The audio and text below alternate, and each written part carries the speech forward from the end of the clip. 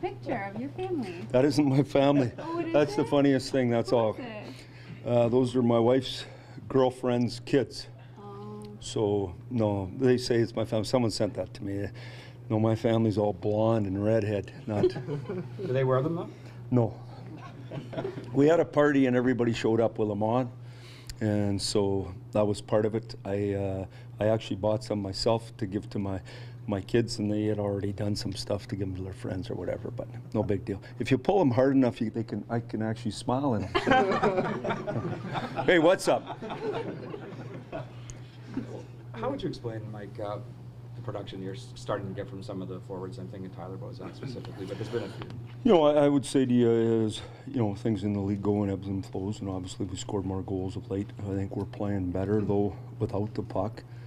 And so we have the puck a lot more, and then when we don't spend as much time in our own zone, we execute, we have more speed, ends up leading the offense. But, you know, we all know sometimes you got to win scoring 2 goals, and sometimes you're fortunate enough to get a few more. But the league goes in such a way, and it's so competitive, you're better off not giving up many, and you got a better chance of winning.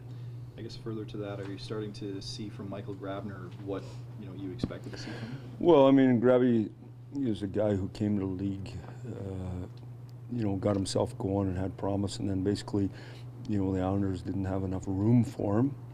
And as a player, when you're not important, pretty soon you start to play like you're not important, and you lose your confidence, and then, it's a self-fulfilling prophecy that way. So he's come here, it took him a long time, as you saw, to get himself going. He was basically a penalty kill guy, and now he's an important guy for us. He gives us so much pace.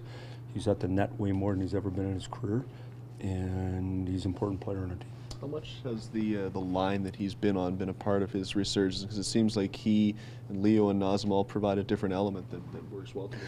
Well, obviously he earned his way to get there and on that line. And, I think the biggest thing right now is instead of at the start of the year we didn't feel, whether rightly or wrongly, that Bozak and Kadri, we didn't let him play against the best line on the other team. We let Spalling do that until we figured out a way for them to play better without the puck. Those guys now are playing those minutes, and so when you play against the best players, it's different minutes than when you're playing against checking guys. And so I think it's that's an important step for Boz and Cads that helped us. And then obviously Grabby's a guy who, with the speed he has and the hockey sense he has, is giving him dimension. And then Leo, I mean, we've talked tons about Leo. He's a real good hockey player. He plays every night, and so that's a pretty good line for us. That's pretty much the way you drew it up too, though, right? You said earlier in the season in training camp that once they learn how to play in their own end and play away from the puck, then the offense will come. Is that well, that's what I say, but I mean, just because you say it doesn't mean it's going to happen. And the other thing about it is this conversation is very rosy here today.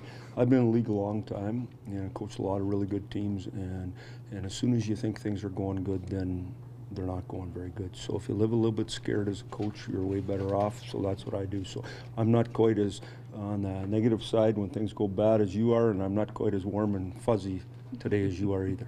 How much consultation would you guys have with Sweden with how William is handled? Is that like a back and forth? Yeah, I mean, you'd have to talk to Lou, ask that question. He's been involved in that, not me. Obviously, I think in international hockey, if I'm not mistaken, when you get a bull like that, I think they got rules about how that's handled anyway, and then go from there.